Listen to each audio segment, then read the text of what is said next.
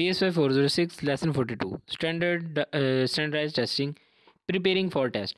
Those students who prepare themselves to take test for the purpose of examination and promotion trend to perform better than those who do not take time out for such preparation.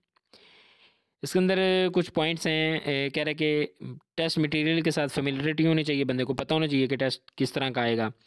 और इसके अलावा कह रहा है कि testing procedure क्या होना चाहिए, उसके बारे में भी नॉलेज होना चाहिए।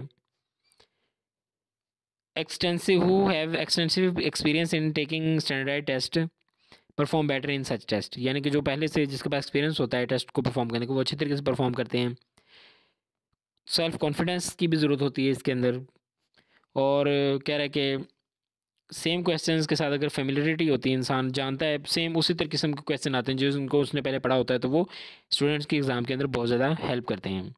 ओरिएंटेशन अगर हो उसको दी जाए, टास्क के बारे में, टेस्ट किस तरह करना है उसके बारे में प्रॉपर उसको बताया जाएगा स्टूडेंट को, वो बेहतर तरीके से करते हैं। प्रॉब्लम को सॉल्व किस तरह करना है इसके अंदर अगर ट्रेनिंग की दी जाए उसको अच्छी, तो फिर टेस्ट के स्कोर जो इम्प्रूव हो सकते हैं। रेलेवेंट डिटेल्स और इरेलेवेंट डिटेल्स ऑफ क्वेश्चन के बारे में पता होना चाहिए कि कौन सी रेलेवेंट है, इसके कौन सी डिटेल लिखनी है और कौन सी लिखने की ज़रूरत नहीं है। उसके अलावा कह रहा है कि इम्पल्सिव आंसर्स जो हैं वो उन पर फोकस नहीं करना चाहिए, गैर ज़रूरी सवाल जवाब नहीं देने चाहिए। जो पिन पॉइंट करें या आप कह रहे हैं कि जो एग्जैक्ट आंसर है वही देना चाहिए। Checking and rechecking the answer is important strategy, यानी कि सवाल जो जवाब लिखा है उसको चेक करना, एक दफ़ा दो दफ़ा उसको रीचेकिंग करना, ये ज़रूरी है कि अगर कोई गलती हो सकती है तो हो जाएगी तो उसको वो ठीक कर सकता है। पोर्टफोलियोज, यानी कि पोर्टफोलियोज कहते हैं systematic collection of work often include work in progress, revision, student self analysis and reflection on what the student has learned। ये एक तरह की सीवी होती है, आप सीवी कह लें इसको, वोचर कह लें इसको, यानी कि रिज्यूम या सीवी। लेकिन मैं आपको समझ के नहीं बता रहा हूँ, सीवी से मुख्तलिफ होता है ये, लेकिन एक किस्म की सीवी ही होती है जिसके अंदर स्टूडेंट की जो कारकर्दगी बयान की जाती है।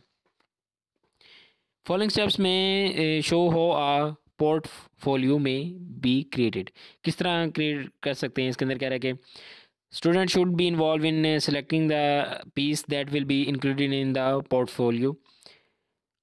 It should include information that shows the student self reflection and self criticism. इसके अंदर स्टूडेंट की एक्टिविटीज़ होनी चाहिए लर्निंग के बारे में, उसकी इम्प्रूवमेंट होनी चाहिए, किस तरह की ग्रोथ, सेल्फ ग्रोथ कैसे उसकी, और एकेडमिक्स के अंदर इम्प्रूवमेंट आ रही है किस तरह की आ रही है, स्कूल की परफॉर्मेंस क्या है। और कह रहा है कि ऐसा करने पर जो स्टूडेंट मेंटेन करते हैं पोर्टफोलियोज़ अपनी, उनको इनकरेज करना चाहिए और उनको सिखाना चाहिए कि वो किस तरह इसको बेहतर तरीके से मेंटेन कर सकते हैं।